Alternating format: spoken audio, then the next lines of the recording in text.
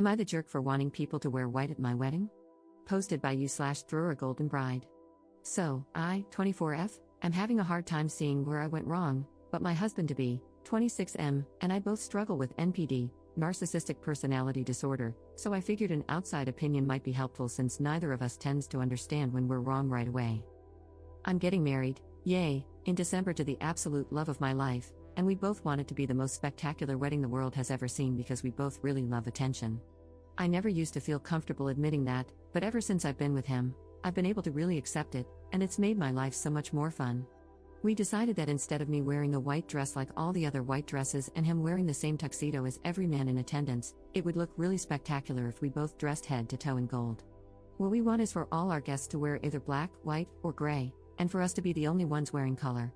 I figured that not only would I look like a princess, but I'd also be dancing with a prince instead of just some guy, and he's so into the idea that he remembers it as being his. We just love the idea of a sea of monochrome, with us in the middle of it all. The only thing is, my sister, 26F, has been absolutely furious at us ever since the clothing requirements came out. First, she said this was proof that I never changed and that I was being controlling again, basically, that asking guests to wear a specific color was insane. Then she started making digs about my hair and how I was just doing this to show off and asked if I planned to have her dye her hair too. I did not, we're both blonde, but mine is a bit more yellow blonde, and my husband is dyeing his hair for the wedding. I admitted to that but also pointed out that it's my wedding and it's normal. Then she accused me of trying to upstage everyone else's wedding dress, basically implying that I was trying to get everyone to show up in wedding dresses, if I could compete with them and make myself look even better by comparison. That was never the plan. When I mentioned what she said to my husband-to-be, his eyes kind of lit up in this really cute way, and he said we should encourage people to actually wear their own wedding clothes, but we decided that would probably be terrible of us. We ultimately decided to let our families wear copper if they wanted, so they would stand out as a nice accent to gold, and my sister would also get to stand out. I was totally willing to pay and said as much. That was when she called me a spoiled child and said she wasn't like me, that she wasn't in this for herself, and that she wanted all the guests to be able to wear normal wedding clothes, adding that nobody in their right mind would be comfortable wearing white to a wedding. Relevant comments. Commenter. It sounds like a really pretty wedding. I don't think upstaging everyone who has ever had a wedding is the goal here, but I also think every person who has a wedding wants it to be special and memorable in their own way. Kinda weird that your sister doesn't feel that way. Ops response. She's really against events where I get attention. I get it, considering how I was before I knew I had NPD and how to handle it, but I guess I thought a wedding would be an appropriate time to want attention, you know? Commenter. I wonder if your sister is just kicking back because you're not having a traditional wedding and she's jealous of the attention you'll be receiving? Ops response. She had a really traditional wedding last year, and I wasn't actually invited, so I don't know many details, but I know she wasn't happy with how it went. I do think my dress code is pretty simple, especially since, not to be macabre, but everyone has funeral clothes, right? Commenter. Can I ask why you were excluded from her wedding? Ops response. Ever since I was 16, she hasn't wanted me at any events focused on her. She asked me to stay home for her high school graduation, all her birthdays, and her college graduation, and I couldn't meet her child until a week after either. We sometimes celebrate alone, but when we were growing up, I would often do something to grab attention at basically any event I was invited to. It wasn't like it was malicious, but it wasn't exactly unintentional either. I just absolutely love when everyone is watching me, and I'm pretty good at a lot of things. On my sister's 17th birthday, I gifted her a song I wrote. I got the idea from a TV show, and everyone spent the rest of the party saying how good I was. That was one of the big things she brought up when she first banned me from her events. I honestly just loved the attention, and it didn't occur to me that what I was doing took something away from her because I figured everyone loved watching me, so I was just making her parties better. I also thought she loved watching me. I get it now, and I understand that what I did was really wrong, but I didn't at the time. Op on boundaries/therapy. I'm in therapy. It's been a little tricky to maintain the consistency I'd like, but for now, I'm going every other week. I know I'll always be a narcissist, no matter what I do, but I still want to have good relationships where I don't hurt or take anything away from anyone. I've said something very similar to what you quoted a few times. Her boundaries are pretty simple. We only really meet up at family gatherings or one-on-one in a private space. If we meet one-on-one, I'm not allowed to talk about myself, my life, or anything I'm accomplishing or working on unless she specifically asks. At family events she'll be attending, I need to send her what I'll be wearing ahead of time to ensure it's not attention-seeking. I also can't perform, sing, dance, etc., or talk about anything I'm working on unless I ask her permission first, and if she says no, I can't ask again. If she tells me she needs to vent, I can't react or get upset about anything she says to me or tell anyone else about it. That's pretty much everything. It can be tricky at times, but I know that's mostly my disorder, and it's worth it to have her in my life. Commenter. Sorry to comment on this post 3 times, but it's really alarming to me. She has to approve your outfits even if the event isn't focused on her? You're not allowed to talk about yourself at all without permission? I hope someone with more experience with NPD can tell me if there's a healthy rationale behind this, because I think you love your sister so much that you're unable to see clearly that she's controlling you and, frankly, being really mean to you. Ops response. I'm only not allowed to talk about myself at all when it's just us, and I'm not supposed to ask for permission. When we're at family gatherings, I can talk about myself generally, like my relationships, the music I like, or anything else. I just can't talk about my goals, projects I'm working on, or accomplishments of any kind without checking first, because it's considered a form of attention seeking. Most recently, I had to check if she was okay with me talking about learning how to make pizza from scratch from my husband-to-be. She said it was fine as long as I focused on the learning process and didn't, offer to teach anyone anything or say how great I was at it.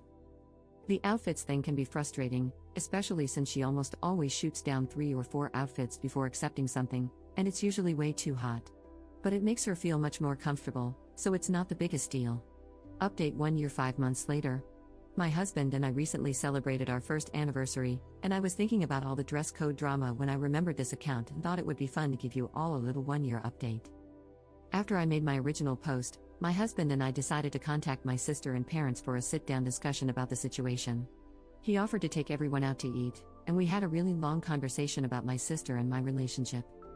My sister said she had made a promise to herself never to let that happen again, and that if I wanted her in my life, I needed to be a normal person. My husband told her that if she was going to keep humiliating me for something I did as a child, then she wasn't a normal person either. It became a bit chaotic.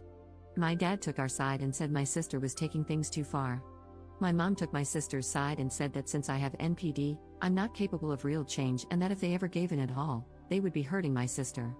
It ended with my sister calling my father an enabler and threatening to cut him off. It wasn't a great dinner overall. What surprised me was my sister's husband. She called me the next day at his recommendation, and we talked for a long time. She told me that she doesn't want to feel like a side character in the My Name show, and that it had felt that way throughout our childhood. I told her that I feel like I'm not allowed to have meaningful relationships with any of our family since she restricts what I say, do, and wear around them.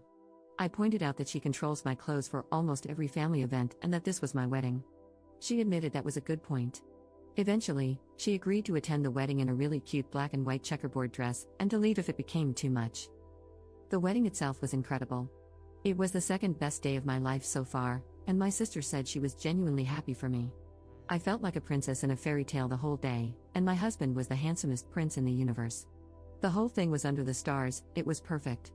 I could talk about it forever, but character limits. As a wedding gift, my sister told me that she was going to start letting me wear what I liked at family gatherings, talk about my accomplishments, and even talk about myself a little when it's just me and her. And she has, and it's been great. The only better gift I got that night was my husband himself. This past year has been the best of my life, and I genuinely feel so much better about life and family these days. I'm a girl mom now, and I'm so glad my daughter gets to know her aunt and cousins too. I'm even allowed to babysit for my sister sometimes. Up in the comments. Okay, you want to hear why I am a diagnosed narcissist? 1. If I don't get attention, am alone too long, or cannot express everything in my mind to someone, doesn't really matter who, I can't feel anything. I just go numb.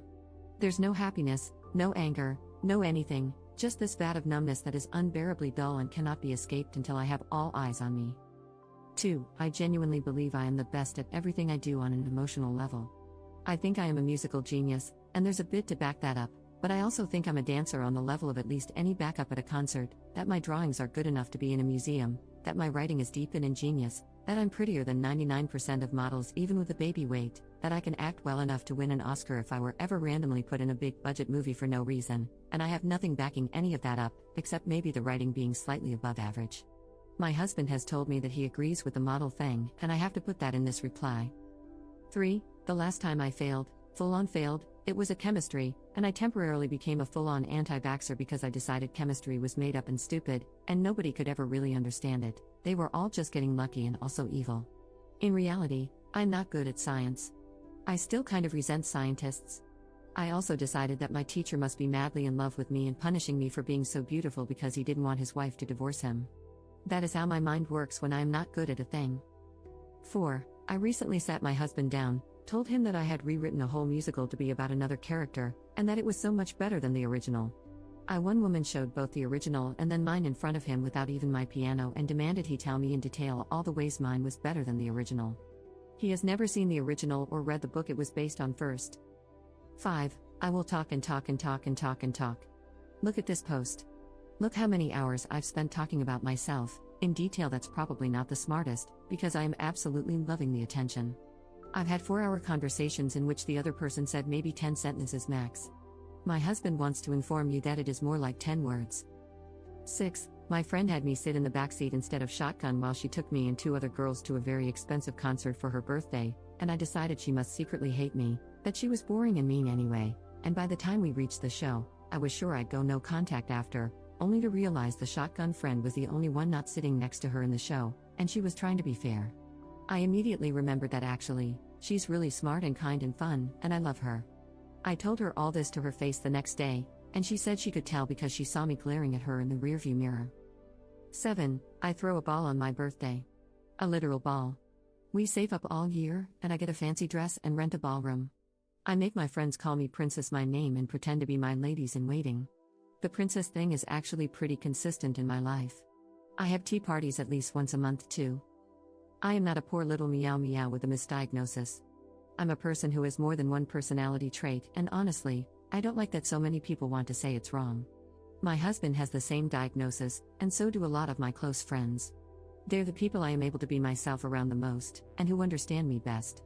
It hurts to hear them disparaged, even if you're trying to uplift me in the process. Up on how the husband relationship works. Well, my husband and I each see the other as an extension of ourselves, and we love each other. I have a princess complex, he has a hero complex, and we require the other to fulfill that. With our friends, there's definitely some competition, but there's also a lot of mutual enjoyment. One of my friends is a pretty famous influencer, and she's great to have around because she gets us VIP treatment everywhere. She took the pictures for my wedding.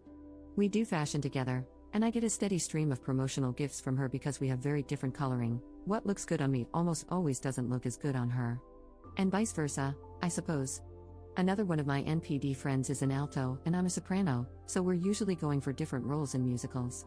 Basically, as long as we each have a defined niche, we can agree that our group as a whole is the best, and each of us is the best at our role. I'm the best blonde soprano musician in the group, and I don't mind if other people are the best at their own thing because I don't do social media, sing alto, or whatever else. Up on valuing relationships. I've always valued relationships. I want to have people in my life, and I do love my family. I just didn't understand that my getting attention took away from other people. I really, really love attention, but I figured that was just a me thing since other people experience things like stage fright or nervousness when talking to strangers or crushes, and a lot of people are shy or don't want to be the center of attention. It didn't occur to me that the things I did were bad,